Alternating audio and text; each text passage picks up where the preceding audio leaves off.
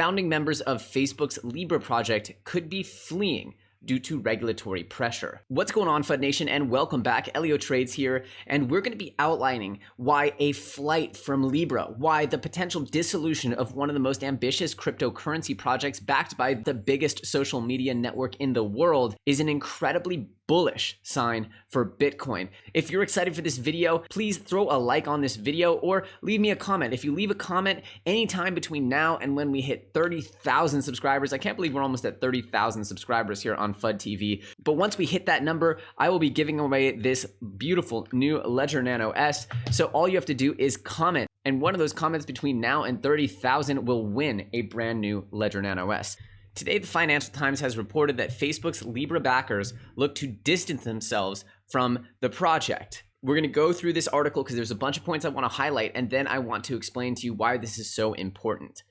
Intensifying regulatory scrutiny over Facebook's Libra digital currency has spooked some of the project's early backers. Of the 28 members of the Libra Association, which include Visa, MasterCard, Uber, Spotify, and the Facebook subsidiary Calibra, made a non-binding pledge to invest at least $10 million in the project, which Facebook unveiled in June.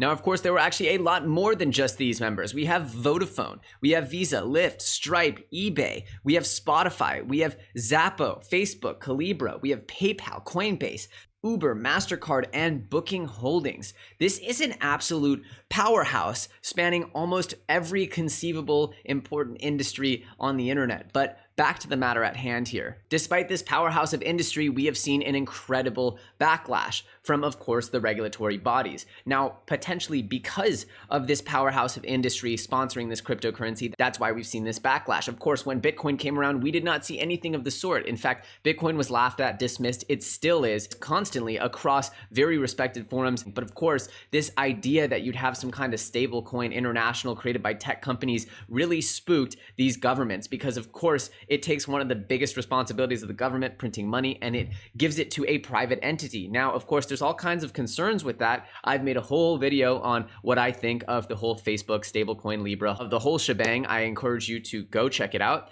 But at the same time, I think that this is incredibly interesting to see that once these companies got together and said, hey, we can do this cryptocurrency thing, that's when absolutely the government stepped in and said, no way. So two of the project's founding backers, who were not named, told the Financial Times they were concerned about the regulatory spotlight and they were considering cutting ties. Another backer said they were worried about publicly supporting Libra for fear of attracting the attention of agencies who oversee their own businesses. So they're saying, hey, you know what? We actually didn't really want to ruffle all these feathers. We have a lot of good business going on. We're making a lot of money already. We don't need to be stepping on toes here and getting people angry at us. We're the good guys here. One of the founding partners said it's going to be difficult for partners who want to be seen as in compliance. Of course, all these big companies, regardless of their disparate industries, will be wanting to be seen as in compliance. They're just such big ships that, of course, one bad press article, one bad move can lead to a tank of the stock price and everybody hates them and everyone's broke and people flee. So there's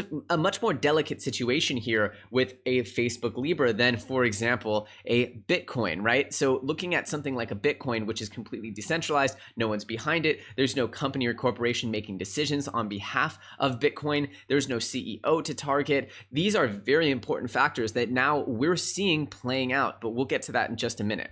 We also have a quote from apparently one of the insiders that said Facebook is tired of being the only people putting their neck out. Now, if you saw the Senate hearings with David Marcus, the head of the Calibra subsidiary that's really heading this whole project, he was getting his butt kicked in Congress. I thought there was a lot of facepalm-worthy moments throughout that entire hearing, really demonstrating, technical lack of understanding, just overall lack of understanding of how Libra and the blockchain work in general. But nonetheless, we can see the reaction was emotional and erratic from the government. And that's something that we've just simply not seen towards Bitcoin, probably because there's no entity to target. This is just a movement towards sound money, towards decentralization. And it's really hard to target a movement away from things, a movement towards a lack of centrality. Very hard to target those things, and it can't be stopped the same way as Libra Association, which apparently All you need is a strongly worded letter from the government and Libra is no more. Very interesting stuff that we're seeing play out here. Some of the conversations about regulation should have taken before the launch to understand how regulators would think about this so there wasn't so much pushback, said one of the Libra backers. I'll split hairs here. I don't think this qualifies as a launch. They put out a white paper seeking feedback, announcing plans to assemble many more participants and potentially launch this in about a year's time.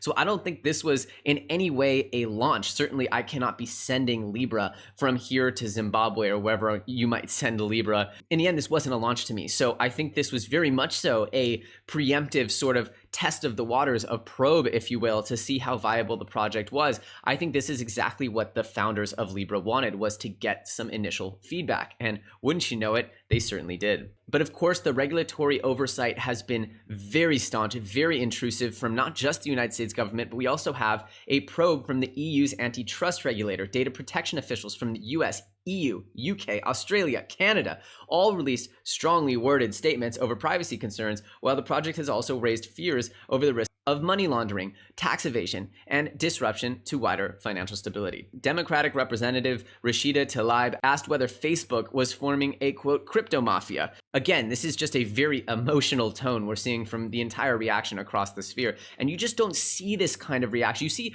Bitcoin haters, people who don't think it's really worth much. You see people who maybe don't believe that Bitcoin should be worth a lot of money, but you don't see this voracious emotional reaction that Bitcoin is some kind of mafia trying to bully and take over, the powers that be. That's just not the sentiment we're seeing. And again, we're going to talk in a few minutes about why this is so bullish for Bitcoin. Now that you understand sort of the tone of what's going on with the Libra project, with actually founding members getting shaken up by the regulatory oversight, the regulatory muscle that's facing them in trying to create such a widespread cryptocurrency that actually could rival current fiat currencies, we're going to see here why I think this is so bullish and so important for Bitcoin, and why the long-term vision of this shows why Bitcoin is truly a revolution for both the financial industry and the world as a whole. So here in the venture capital business, we're always looking for new technologies that can potentially transform industries.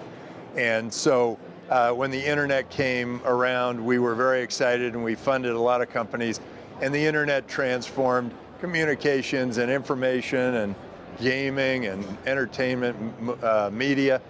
But now we have new technologies, and they start with Bitcoin, this magic technology that has somehow allowed us to have a trusted global currency that isn't tied to any political force, and it's open, transparent, global, frictionless. And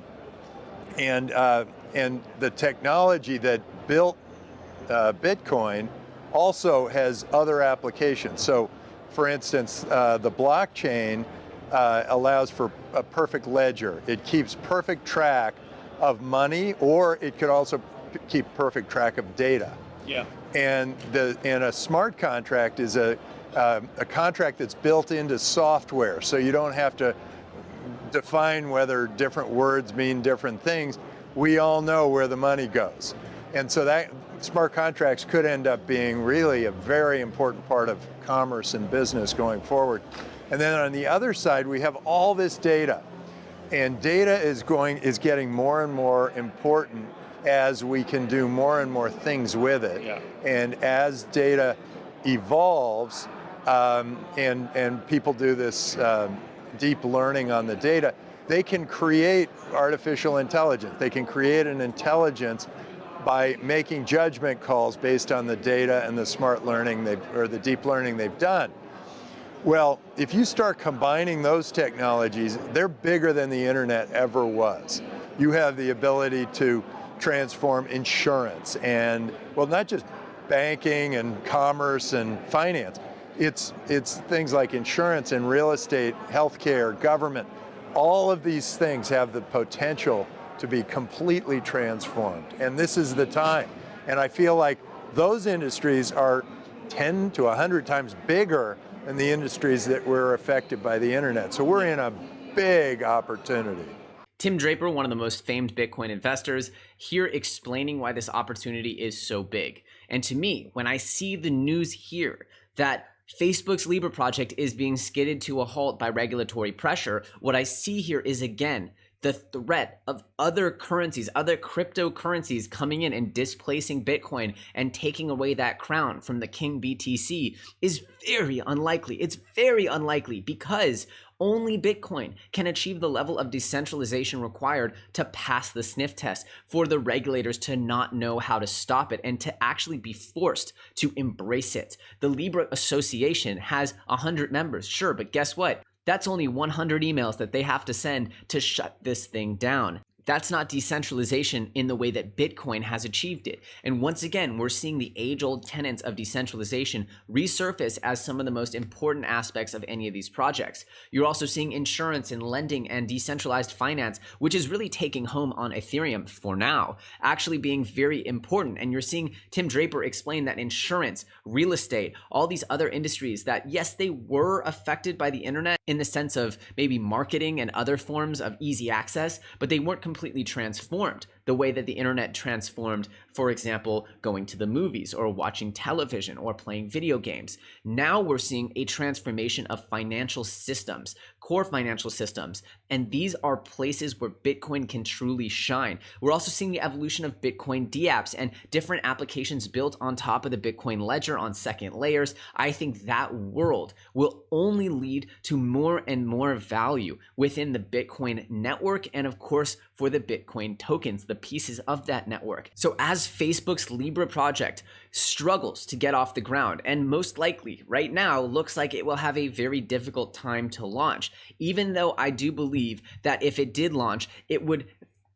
certainly speed up the process of adoption of assets like Bitcoin and Ethereum and other things that we all love. I also know that there are a lot of concerns over whether Facebook is a good or bad entity to be sort of overseeing this operation. I also believe that what we're seeing here from the regulatory pushback to Facebook and not to Bitcoin is something that is tremendously important and a big reason why Bitcoin will continue to have a bullish future. To me, this may be one of the most exciting things I've ever seen as far as what Bitcoin can be looking forward to, because now we know that if one of these big tech giants tries to replace Bitcoin, they're not going to be allowed to, or they will face an incredibly difficult road.